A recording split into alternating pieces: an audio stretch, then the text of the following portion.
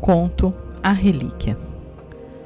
Os olhos azuis de Sir Dustin fitavam inertes as tábuas do telhado da igreja que estalavam açoitadas pelas chamas inclementes. Qualquer um diria que ali era o inferno e que o templário fora condenado a queimar por todas as faltas cometidas. Mas sua alma vagou livre e repleta de uma paz que só aqueles que haviam lutado numa guerra santa poderiam sentir o momento da morte.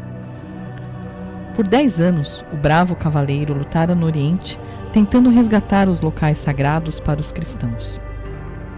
Havia extirpado infiéis, visto os locais onde Jesus andara e pregara, entrara no rio onde Jesus fora batizado. Somente um soldado da Guerra Santa compreenderia a intensidade das emoções que Sir Dustin carregava. A luta sanguinária que travavam em Jerusalém era incessante.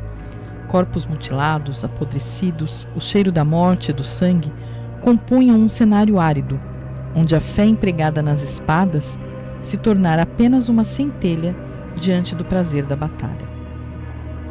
Sir Dustin se recuperava de um ferimento na perna quando ouviu pela primeira vez o clamor fervoroso de um monge, armado com uma velha espada enferrujada. O velho, conhecido por Petrus Eremita, já lutara muitas batalhas, na tentativa de expiar uma longa lista de pecados, mas trocara sua penitência pelo voto sagrado de chegar ao Santo Sepulcro em peregrinação. Expia teus pecados, conquista o paraíso, leva para tua casa uma relíquia santa que lavará suas vestes e te erguerá para os céus. Aquelas foram as palavras do monge para o cavaleiro que descobriu a missão de levar uma relíquia para suas terras. Sir Dustin se recuperou, pagou por valiosas informações e saiu de Jerusalém, deixando para trás o calor das batalhas. Viajou por 30 milhas até uma pequena gruta na cidade de Belém, local onde encontrou a maior relíquia da cristandade. O cavaleiro fez sua própria peregrinação, levando para suas terras a relíquia, e durante sua jornada já podia sentir o peso diminuindo de seus ombros e a esperança de alcançar o paraíso crescer. Os saques que fez em Constantinopla financiaram a construção de uma bela igreja em suas terras e queria abrigar tão valiosa relíquia, atraindo peregrinos e cristãos sedentos de algo que alimentasse sua fé. Enquanto a bela construção não ficava pronta, a relíquia fora guardada em segredo sob o altar da velha igreja e a proteção do padre local. Por anos, o templário rezou na capela de tábuas, espiando por seus pecados e guardando tão precioso tesouro. Insondáveis são os desígnios do Senhor. A prece dos templários estava gravada em sua alma, enquanto, entre os dedos ensanguentados, sentia a palha da manjedoura que acolhera Jesus recém-nascido e que lhe abriria as portas do paraíso. A maior relíquia da cristandade, a Santa Manjedoura, aquela sobre a qual Maria, mãe de Jesus, colocara o recém-nascido, e de onde ele foi adorado por reis, e deles recebeu ouro, incenso e mirra, e que estava nas mãos de Sir Dustin. A revelação feita a um dos seus servos por um soldado moribundo havia provocado a urgência no espírito do velho duque d'Angelo, fazendo aflorar sua ambição e o desejo de possuir o objeto sagrado. O duque olhou para sua jovem esposa, que com o ventre estendido bordava diante da gigantesca lareira. Esperava seu 6º filho, e teria que ser um homem que se deitaria na santa manjedoura e dali seria adorado por toda a nobreza, que o reconheceria como a escolha divina para o trono real. O menino seria abençoado com a vida eterna, o poder e todos os tesouros seriam colocados aos seus pés. Cumprida a sua mais importante missão, a relíquia, então, seria responsável por peregrinações como aquelas à igreja do Santo Sepulcro, onde havia partes da cruz de Cristo, e os baús do duque encher-se-iam de ouro. William e Bartolomeu, 2 dos cavaleiros que haviam lutado a Guerra Santa em nome do duque, e que, além de endurecidos pela guerra, eram confiáveis e sabiam o valor de uma relíquia, foram enviados com um pequeno exército, na missão divina de encontrar uma relíquia pela qual receberiam substancial recompensa. As terras de Sir Dustin estavam bem guardadas, e espiões informaram que o cavaleiro não saía da velha capela. Os experientes guerreiros souberam que onde estivesse o templário, lá estaria a relíquia. A invasão demandou 2 dias de cerco, ameaças e várias baixas, mas o pequeno exército do duque passou pelos portões e entrou no vilarejo de Sirdustin. Sirdustin era um homem talhado pela guerra, corpo grande, braços fortes e hábeis no manejo da espada, e seu rosto era marcado com cicatrizes que retratavam o tempo passado no Oriente.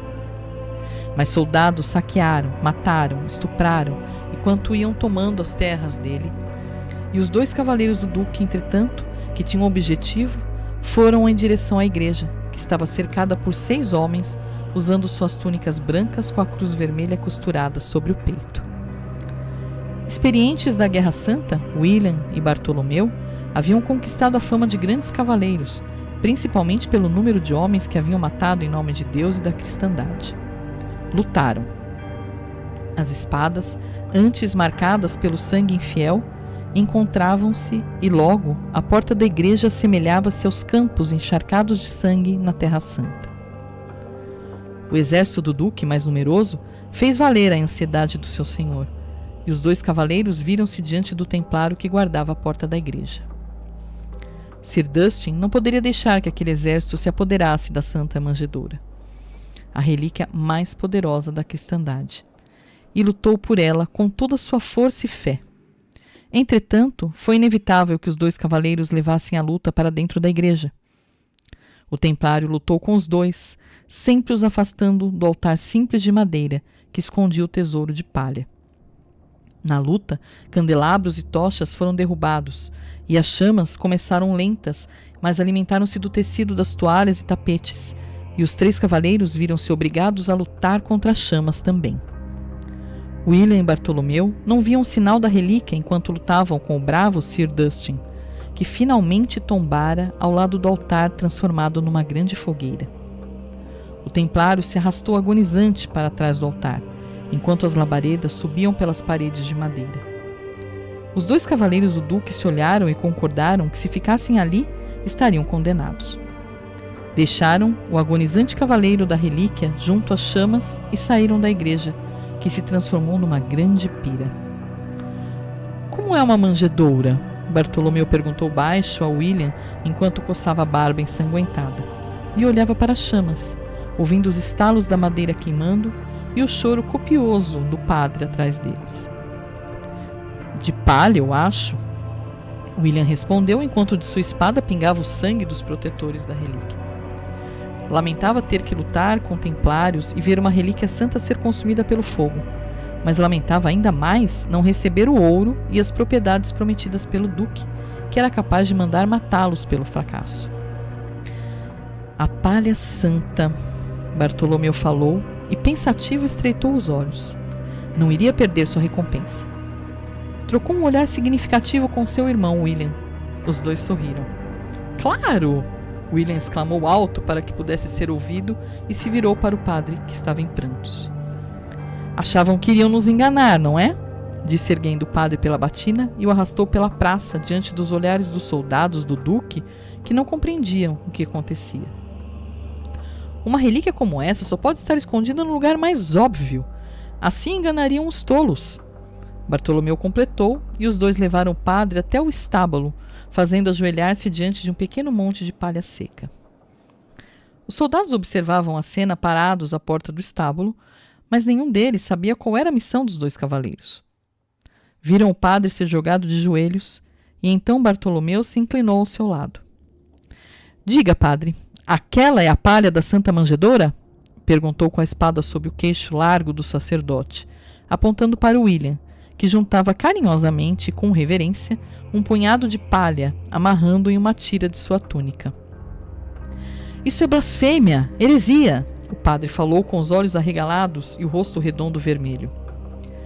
Padre, diga. William se aproximou com a palha e puxou a mão do padre sobre ela. Esta é a palha da Santa Manjedoura de Jesus Cristo? Seu olhar mortal dizia que o padre deveria confirmar aquilo. Exclamações vieram dos soldados espectadores. Esta é a palha que Sir Dustin trouxe da cidade santa e que forrou a manjedoura do menino Jesus em Belém? A mão do padre tremia e a ponta da espada de Bartolomeu pressionava seu queixo. Ele fechou os olhos por um momento, pediu perdão a Deus e apertou a palha nos dedos. Sim, é a palha da Santa Manjedoura, murmurou, e Bartolomeu forçou a espada contra a carne gordurosa do pescoço dele. Alto, padre! Fale alto! Ordenou, e o padre, entregando-se ao martírio para livrar a vila daqueles assassinos, engoliu com força. Sim! É a palha da Santa Manjedoura! Bradou, e seu pescoço foi cortado. Encontramos! William falou alto para os soldados, admirados por descobrirem que a missão dos cavaleiros era encontrar tão importante relíquia. A Santa Manjedoura! Completou e enrolou a palha em sua túnica. Vamos, o duque espera ansioso a relíquia que vai fazer de todos nós homens ricos! Estimulou, e os soldados bradaram animados. O duque andava de um lado para o outro no corredor, enquanto ouvia os gemidos de sua mulher.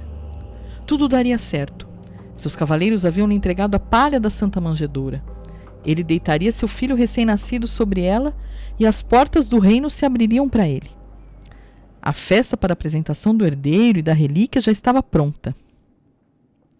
Então, o choro do bebê fez as lágrimas surgirem em seus olhos. E a parteira apareceu com uma bela menina nos braços. Obrigada por ouvir.